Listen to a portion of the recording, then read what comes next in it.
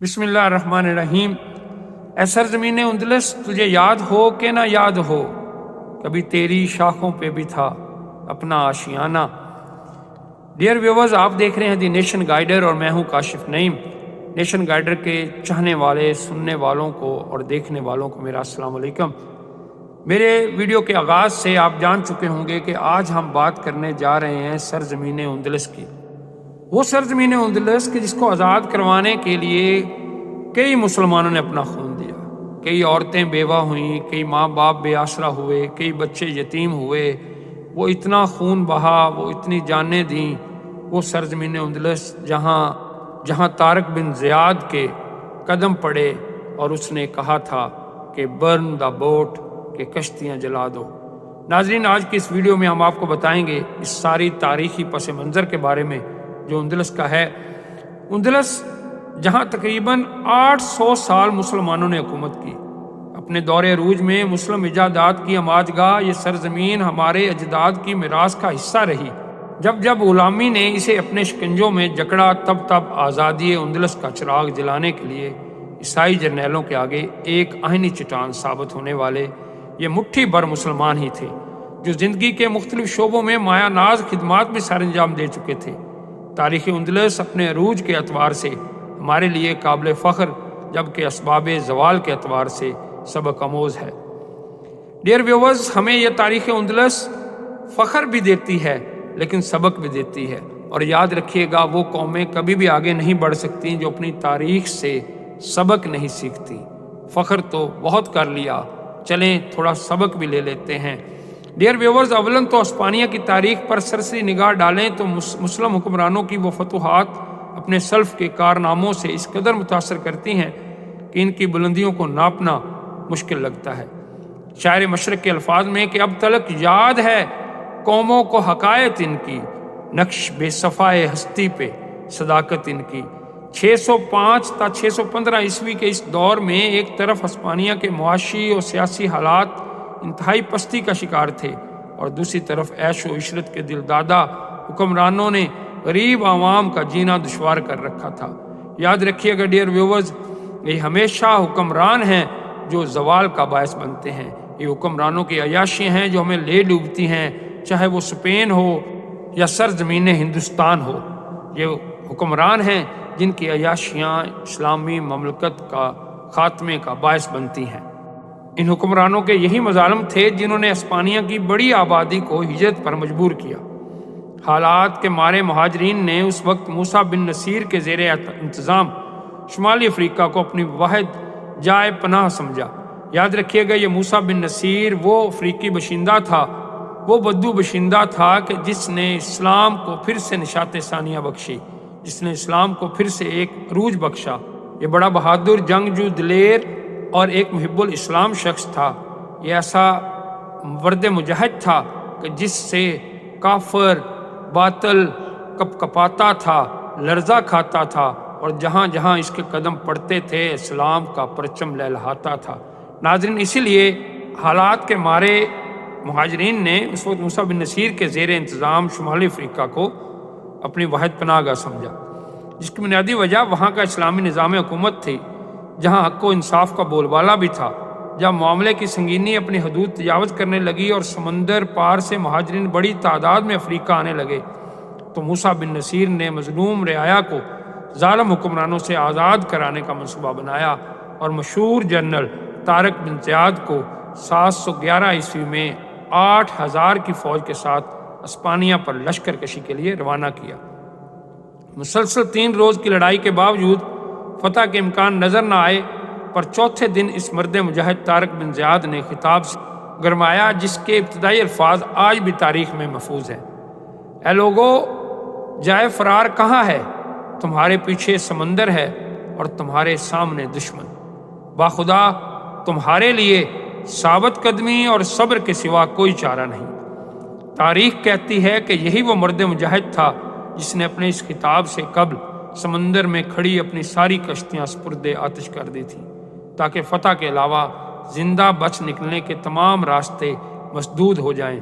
इस दिलेरी और इस्तकामत के नतीजा में 19 जुलाई 711 کی وہ صبح عوام کے لیے آزادی کا پیغام لائی۔ اس فتح کے بعد دھیرے دھیرے مسلمانوں کی فتوحات میں اضافہ ہوتا گیا۔ عوام کی پذیرائی اس قدر بڑھ گئی کہ بہت کم وقت میں مسلمان پورا اسپانیہ فتح کرنے میں کامیاب ہو گئے۔ طارق بن زیاد کے بعد کافی عرصہ حکومت کرنے والی اموی خلافت کا بھی خاتمہ ہوا اور بنو عباس تخت نشین ہوئے۔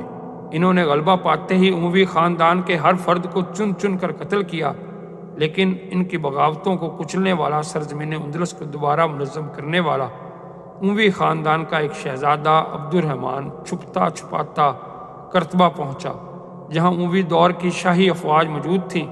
کچھ ہی دنوں میں اس جوان نے وہاں اپنا ایسا اثر و رسوخ قائم کیا کہ وہاں اسے امیر منتخب کر دیا گیا، اور اس طرح مملکت اسلامی کے اس دور افتادہ حصے میں مسلمانوں کی ایک آزاد ریاست قائم ہو گئی۔ امیر عبد الرحمن نے اپنے دور خلافت میں اس شہر کو جتنا خوبصورت بنایا، وہ رقم کرنے سے یہ قلم قاصر اور الفاظ حق ادا کرنے سے محروم ہے۔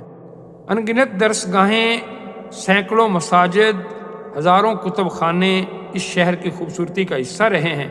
ایک بڑی مسجد امیر عبد الرحمن نے 893 میں تعمیر کروائی، اور یہ مسجد قرطبہ آج بھی دنیا میں اپنی نظیر نہیں رکھتی۔ بقول اقبال، اسپانیہ تو خونے مسلماں کا امی ہے، مانند حرم پاک ہے تو میری نظر میں۔ یہ تھا اندلس کی تاریخ کا شاندار دور۔ اس کے بعد ایسا عروج پھر کبھی اس سرزمین نے نہیں دیکھا۔ اس کے بعد مسلمانوں کے آپسی اختلافات کے نتیجے میں خود مختار حکومتیں وجود میں آئیں، جو ان کے زوال کا پہلا سبب بنی۔ 1010 عیسوی تا 1031 عیسوی تک ان 21 سالوں میں 9 حکمراں تخت نشین ہوئے، لیکن افسوس کوئی بھی حالات کے دائرے کو قابو نہ کر سکا۔ سلطنت بہت سے حصوں میں بٹ گئی اور ہر علاقے میں مقامی سرداروں نے حکومت شروع کر دی۔ تاریخ ان سرداروں کو طائف الملوک کے نام سے یاد کرتی ہے۔ وہ عظیم الشان سلطنت جس کی طاقت اور شہرت سے مغرب کے تاجدار بھی مروب تھے، طائف الملوکی کے باعث پارا پارا ہو گئی۔ افسوس کا مقام یہ کہ آپسی خلش اس قدر بڑی کہ ایک مسلم حکومت دوسری مسلم حکومت کے خلاف لڑنے کو پڑوس کی عیسائی حکومتوں سے مدد حاصل کرنے لگی۔ یہی وجہ تھی جس نے آہستہ آہستہ عیسائیوں کے لیے مسلم سرحدوں میں گھسنے کے راستے ہموار کیے، اور دیکھتے ہی دیکھتے ان علاقوں پر عیسائیوں نے قبضہ کر لیا۔ اب آلام و مصائب کے اس دور میں اہل اندلس کی نگاہیں کسی نجات دہندہ کی متلاشی تھی۔ ایسے میں یوسف بن تاشفین مسلمانان اندلس کی تاریک راتوں میں روشنی کی کرن بن کر ابھرا۔ یوسف بن تاشفین اندلس کی تاریخ کا وہ باب ہے جو ایک قوم کے گمنام مجاہدوں کے خون پسینے سے لکھا گیا ہے۔ لیکن حیف، صد حیف کہ اندلس کی سرزمین کو دوبارہ فتح کرنے والے اس جاں باز کا نام آج تاریخ کے اوراق سے گم ہو رہا ہے۔ تاشفین کی موت کے بعد ایک بار پھر اندلس طوائف الملوکی کا شکار ہوا، اور آخر کار 13ویں صدی کے وسط تک اندلس کے بڑے حصے پر عیسائیوں کا قبضہ ہو گیا، اور مسلمانوں کی سلطنت محض غرناطہ تک محدود رہ گئی۔ پھر غرناطہ کی تباہی کے بعد وہ عظیم قوم بھی مٹ گئی جس کے غازیوں نے 8 صدیوں قبل جبل طارق کے سامنے کشتیاں جلا ڈالی تھی۔ پھر ابو عبداللہ حاکم وقت کی غداری نے غرناطہ کے دروازے کھول کر عیسائی لشکر کا استقبال کیا۔ بالآخر عیسائیوں نے اپنی چال کے مطابق اندلس میں مسلم حکمرانی کا مکمل خاتمہ کر۔ اس طرح جہاں 800 سال مسلمانوں نے حکومت کی، وہاں اس وقت ایک بھی مسلمان باقی نہ رہا تھا۔ یہ تھا وہ زوال اور اس کے اسباب جس نے قوم کی تاریخ الٹ دی۔ معاملہ چاہے بیت المقدس کا ہو یا سرزمین اندلس کا، زمینیں ہڑپنے کی کیسی چالیں چلی جاتی رہیں، اگر صرف 50 سال بیت المقدس میں رہ کر یہ یہودیوں کی آبائی سرزمین ہو سکتی ہے تو پہلے حق ہمارا ہونا چاہیے، کیونکہ مسلمان 1200 سال بیت المقدس کی خدمت کرتے رہے۔ یہ ہماری میراث ہے اور اپنے وارثوں کی منتظر ہے۔ بات صرف زمینوں کی نہیں ناظرین، ان ناقابل برداشت مظالم کی بھی ہے جو ایک مدت سے فلسطینیوں پر ڈائے جا رہے ہیں۔ یہ کیسا مذاق ہو رہا ہے ان کے ساتھ۔ لیکن حیران ہوں، دل کو روؤں کہ پیٹوں جگر کو میں، جسے حق و باطل میں امتیاز کرنا تھا، سیکولرزم کے نشے میں اپنی تاریخ بلا بیٹھی۔ اے قوم کے غیور نوجوانوں، یہ سب ہمارے اسلاف کا اثاثہ ہے۔ کم از کم ہمیں اپنی تاریخ تو یاد ہونی چاہیے، تاکہ کوئی ہم سے ہمارا حسب نسب پوچھنے سے پہلے 1000 بار سوچے کہ یہ وہی قوم ہے جس نے ماضی میں اپنے پاؤں تلے تاج سردارہ کو کچل ڈالا تھا۔ یہ اسی کارواں کے مسافر ہیں، ستارے جس کی گرد راہ تھے۔ یہ انہی مسافروں کے عزائم رکھنے والے ہیں جن کی ٹھوکروں نے صحراؤ دریا کے ٹکڑے کیے۔ یہ وہی غازی و پراسرار بندے ہیں جن کی ہیبت سے پہاڑ سمٹ کر رائی ہوئے۔ کفر اور عالم اسلام کی جنگ ازل سے آج تک جاری ہے۔ فرق صرف یہ ہے کہ آج انداز جنگ بدل چکا ہے۔ تم اگر آج سر اٹھا کر جینا چاہتے ہو تو اپنے اسلاف کی جانب آؤ، ان کا سا سوز جگر پیدا کرو۔ وہ صدائیں آسمانوں میں گونج رہی ہیں کہ تمہاری غیرت کا تقاضا ہے، اٹھو بیدار ہو، ورنہ تمہاری داستاں تک بھی نہ ہوگی داستانوں میں۔ اللہ اسلام کے نوجوانوں کو اسلاف کا سوز جگر اور ان کی تاریخ پڑھنے کی ہمت و توفیق عطا کرے۔ آپ کو آپ کی وہ تاریخ بتانے کے لیے دی نیشن گائیڈر ہمہ وقت سرگرم عمل ہے۔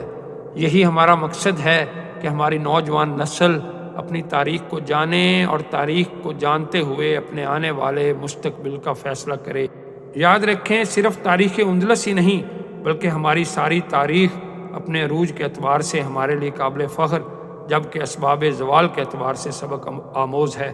تو ڈیئر ویورز، اپنی تاریخ سے سبق سیکھنے کے لیے ہمارے چینل کے ساتھ جڑے رہیں۔ ہماری آج کی ویڈیو آپ کو کیسی لگی ہے کمنٹ میں ضرور بتائیے گا، اور اسی طرح کی تاریخی اور اسلامی اصلاحی حقائق سے بری ہوئی ویڈیوز دیکھنے کے لیے ہمارے چینل کے ساتھ جڑے رہیں۔